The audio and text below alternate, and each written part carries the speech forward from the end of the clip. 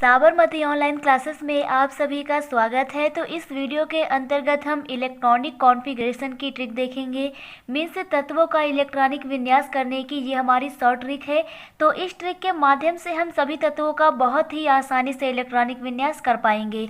और इसके लिए जो आप बाव की टेबल है ना, ये हमें इसकी भी ज़रूरत नहीं पड़ेगी। तो बहुत सारे लोग इस टेबल के माध्यम से इलेक्ट्रॉनिक विन्यास करना सीखते हैं, परंतु इस टेबल को याद करना भी कहाँ आसान होता है। तो इसलिए हम इस टेबल का भी प्रयोग नहीं करेंगे। केवल जो हमारे कक्षक होते हैं ना, 4 SPDF, इसके माध्यम से ही हम इलेक्ट्रॉनिक विन्यास करना सीखेंगे। तो सभी को पता है कि जो हमारी आवर्त सारणी होती है उसमें 4 कक्षक होते हैं SPDF। इसके बाद करना क्या है, हमें इनको नाम दे देना है। तो इसको हम कह देंगे 1, इसको 2, इसको 3 और इसको 4। बस एकदम आसान है। SPDF ये हमारे कक्षक हो गए 1, 2, 3, 4। इसको इस प्रकार से हम नाम दे देते हैं। तो यहाँ पर आपको कक्षक के बारे में थोड़ी सी जानकारी होनी चाहिए कि जो हमारा S कक्षक होता है इसमें एक उपकोष होता है, मीन्स एक सेल होती है और इसमें अधिकतम 2 इलेक्ट्रॉन हो सकते हैं। इसके बाद जो हमारा P कक्षक होता है ना, इसमें 3 सेल होते हैं। इसमें कितने होते हैं? 3 सेल होते हैं। और इस प्रकार से प्रत्येक में 2-2 भरे जाएंगे तो कितने इलेक्ट्रॉन भरे जा सकते हैं? 6 इलेक्ट्रॉन भरे जा सकते हैं। इसके बाद जो हमारा D होता है ना, इसमें 5 सेल होते हैं। इसमें कितने हो जाएंगे? 5 हो जाएंगे। तो 5 के अनुसार यहाँ पर जब हम एक में 2-2 भरेंगे तो इस प्रकार से यहाँ पर कितने इलेक्ट्रॉन भरे जा सकते हैं? 10 इलेक्ट्रॉन भरे जा सकते हैं। इसी प्रकार से जो हमारी F कक्षक होती है इसमें कितने सेल होते हैं? तो इसमें होते हैं 7। तो इस प्रकार से यहाँ पर कितने इलेक्ट्रॉन हो जाएंगे? 14 हो जाएंगे। तो इस प्रकार से हम जानते हैं कि S कक्षक में अधिकतम 2 इलेक्ट्रॉन, P कक्षक में अधिकतम 6 इलेक्ट्रॉन, D कक्षक में अधिकतम 10 इलेक्ट्रॉन और F कक्षक में अधिकतम 14 इलेक्ट्रॉन होते हैं। अब यहाँ पर हम अपनी ट्रिक लगाते हैं। तो ट्रिक हमारी ये है कि सबसे पहले यहाँ पर S है तो S को हम 2 बार लिखते हैं। S को कितने बार लिखते हैं? 2 बार लिखते हैं। इसके बाद जो S है ना, इसमें P को भी शामिल कर लेते हैं। तो क्या बन जाएगा? PS। याद रखिएगा, हमें पीछे से पढ़ना है। तो PS हो जाएगा। तो PS को भी हम 2 बार लिखेंगे तो हो जाएगा PS। इस प्रकार से हम लिख देते हैं। इसके बाद आता है D। इसमें हम D को भी शामिल कर लेंगे तो क्या बन जाएगा? पीछे से पढ़ेंगे DPS। क्या बन जाएगा? DPS। तो DPS को भी हम 2 बार लिखेंगे तो हो जाएगा DPS और फिर से लिखेंगे DPS। तो इस प्रकार से DPS हो जाता है। इसके बाद इसमें F को भी शामिल कर लेंगे तो क्या हो जाएगा? FDPS। क्या हो जाएगा? FDPS। तो इसे हम लिखते हैं यहाँ पर FDPS और फिर दोबारा दोहराएंगे FDPS। तो इस प्रकार से ये हमारा कंप्लीट हो जाता है। अब यहाँ पर हमें करना क्या है, इनको गिनना है S कितने हैं। लेकिन S को गिनना कहाँ से स्टार्ट करेंगे? 1 से, क्योंकि इसके नीचे 1 लिखा है। जो अंक लिखा हो वहीं से गिनना स्टार्ट करेंगे। तो यहाँ पर S को हम 1 से गिनना स्टार्ट करेंगे।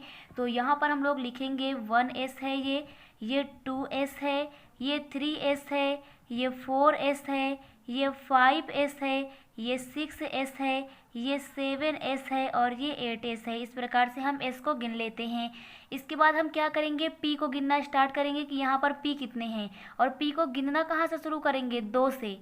मीन्स एक P नहीं होगा, 2 से गिनना शुरू करेंगे। तो जहाँ पर हमारा P है वहाँ से गिनते हैं। तो यहाँ पर P है, लेकिन शुरुआत कहाँ से करेंगे? 2P से। तो 2P। इसके बाद क्या आ जाएगा? 3P आएगा। इसके बाद क्या आ जाएगा? 4P आ जाएगा। उसके बाद 5P आ जाएगा और उसके बाद हमारा 6P आ जाएगा और उसके बाद हमारा 7P आ जाएगा।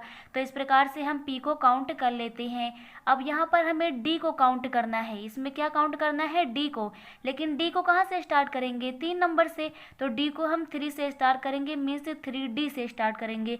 तो यहाँ पर हमारा D यहाँ पर है तो हम लिखेंगे 3D। इसके बाद जो D आएगा वो 4D और इसके बाद क्या हो जाएगा? 5D और इसके बाद हो जाएगा 6D। तो इस प्रकार से हम गिन देते हैं। इसके बाद F को कहाँ से गिनना स्टार्ट करेंगे? 4 से। तो जहाँ हमारा F आया होगा वहाँ हम 4 से स्टार्ट करेंगे। तो ये हमारा हो जाएगा 4F हो जाएगा और इसके बाद क्या हो जाएगा? 5F हो जाएगा। तो इस प्रकार से आप लोगों को गिन लेना है। अब इसके बाद हमें पता है कि जो S कक्षक होती है इसमें अधिकतम कितने इलेक्ट्रॉन हो सकते हैं? 2 इलेक्ट्रॉन।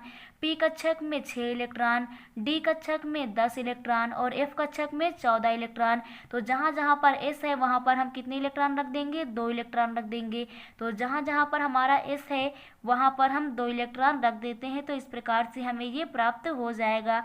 इसके बाद जो हमारी P कक्षा है यहाँ पर हमें 6 इलेक्ट्रॉन रखने हैं। कितने रखने हैं? 6 रखने हैं। तो यहाँ पर हम लोग रख देते हैं। यहाँ पर हो जाएगा 6, यहाँ पर भी हो जाएगा 6, यहाँ पर भी हो जाएगा 6 और यहाँ पर भी। तो जहाँ जहाँ हमारा P है वहाँ पर हम 6 रख देते हैं। इसके बाद जो हमारा D कक्षा है D में हम 10 रखेंगे। तो जहाँ जहाँ पर हमारा D होगा वहाँ पर हम क्या रख देंगे? 10 रख देते हैं। तो इस प्रकार से हमें ये प्राप्त हो जाता है। यहाँ पर हम 10 रख देते हैं। और इसके बाद जो हमारी F कक्षा होती है वहाँ पर 14 इलेक्ट्रॉन रखने हैं। तो F में कितने रखने हैं? 14 रखने हैं। तो इस प्रकार से ये हमारी टेबल ऑफ बाउ की आ जाएगी। तो चलिए एक एग्जाम्पल लेते हैं ताकि आपको आसानी से क्लियर हो जाएगी किस प्रकार से हम इलेक्ट्रॉनिक विन्यास करेंगे। तो यहाँ पर हमने एक एग्जाम्पल ले लिया है मैग्नीशियम 12 का। तो मैग्नीशियम 12 का मान लीजिए हमें इलेक्ट्रॉनिक विन्यास करना है। तो इसमें करेंगे क्या? हम सबसे पहले यहाँ से लिखना स्टार्ट करेंगे। सबसे पहले क्या लिखेंगे? S लिखेंगे और S को कितने बार लिखेंगे? 2 बार। इसके बाद इसमें P को भी शामिल कर लेंगे। तो क्या लिखेंगे? PS, इसको भी हम 2 बार लिख देंगे। याद रखिएगा आपको यहाँ पर याद होना चाहिए कि S में कितने इलेक्ट्रॉन होते हैं। तो आपको ये लिखने के साथ साथ इसमें इलेक्ट्रॉन भी लिखते जाना है। तो S में अधिकतम कितने होते हैं? 2। P में अधिकतम कितने होते हैं? 6। S में कितना होता है? 2। P में 6 और S में 2। तो यहाँ पर आपको गिनते भी जाना है कि 12 से ज़्यादा नहीं होना चाहिए। मीन्स आपको उतने ये टेबल लेनी है जिसमें 12 तक आ जाए। जैसे यहाँ पर 2 2 4 हो जाएगा और 4 में 6 जोड़ेंगे 10 हो जाएगा और 10 2 12। तो हमें केवल यहीं तक लेना है, इसके बाद हमें नहीं लिखना है फिर। तो जब हमारे इलेक्ट्रॉन कंप्लीट हो जाए तो उसके बाद हमें टेबल नहीं लिखना है। तो इस प्रकार से ये हमारी टेबल हो जाएगी, यहीं तक हमें केवल लिखना है। अब इसमें हम आगे लगा लेते हैं। S को गिनना स्टार्ट करेंगे 1 से। तो 1S 2S और ये क्या हो जाएगा? 3S हो जाएगा। P को कहाँ से गिनते हैं? 2 से। तो केवल यहीं से गिना जाएगा 2P। तो इस प्रकार से हमारा मैग्नीशियम का इलेक्ट्रॉनिक विन्यास हो जाएगा 1S2 2S2 2P6 3S2। इसके बाद नेक्स्ट एग्जाम्पल लेते हैं। नेक्स्ट एग्जाम्पल हम लोग लेते हैं रुबीडियम का। किसका ले लेते हैं? रुबीडियम का। 37 होता है। तो इस प्रकार से हम सभी तत्वों का इलेक्ट्रॉनिक विन्यास कर सकते हैं। तो यहाँ पर हम अपने टेबल से लिखना स्टार्ट करेंगे। सबसे पहले क्या लिखेंगे? S को। तो S कितने बार लिखना है? 2 बार लिखना है। उसके बाद क्या लिखेंगे? PS लिखेंगे। तो PS और PS इस प्रकार से हम लिख देते हैं। तो हमें यहाँ पर इलेक्ट्रॉन भी लिखते जाना है ताकि जो हमारी टेबल है हमको आइडिया रहे कि हमें टेबल में कहाँ तक जाना। इलेक्ट्रॉन को यहाँ पर हम गिनते रहते हैं। जैसे यहाँ पर 2 + 2 4 हो जाएगा, उसमें 6 जोड़ेंगे 10 हो जाएगा, 10 2 12 हो जाएंगे, 12 6 18 हो जाएगा और उसमें 2 जोड़ेंगे 20 हो जाएगा। हमें और आगे जाना है। इसके बाद हम D भी शामिल कर लेंगे। तो DPS आ जाएगा। क्या आ जाएगा? DPS आ जाएगा। और इसमें भी हम इलेक्ट्रॉन लिख लेंगे कि D में अधिकतम कितने इलेक्ट्रॉन होते हैं? 10 होते हैं। P में कितने होते हैं? 6 होते हैं। और S में कितने होते हैं? 2 होते हैं। तो इस प्रकार से हमने गिना कि यहाँ तक हमारा कितना आ गया था? 20 आ गया था।